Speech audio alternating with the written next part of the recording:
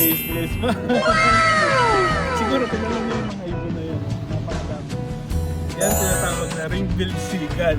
Ngayon, ang mga ibon na yan, huwag niyong pakakainin. Kasi pagka pinakain nyo yan, dumugin kayo. Ngayon, ang dami na nila. Pinakain ni ng asawa ko.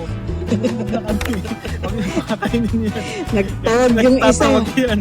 Nag-meeting, dito daw sila lahat. Ano, tatawag pa ni? Huwag ka magtawag. Tatawag pa ni? Tatawag ka pa yung Tatawag sinawag na na. pa. Sabi niya, dito kayo, pinapakain ako dito. Ayun no. Ayan na nga. Ayun no. Ito yung nagtawag. Huwag mo nang bigyan, Mar. Huwag mo bigyan. Nagtawag. Yan mo. Kayo. Naglapitan tuloy. Nagtawag ngayon. Naglapitan yung mga tropa niya. Ito, may magandang loob. Dami nila. Oh. Gagawa sa pagkain. Uy. Tingnan mo, ang dami nila. Ang dami na, oh. Oh, pinalibutan na kami oh. Kaya guys, wag niyong pakakainin ang mga wild na ng mga ibon. Kaya Oh, yun lang. nag-aabot. Paalam.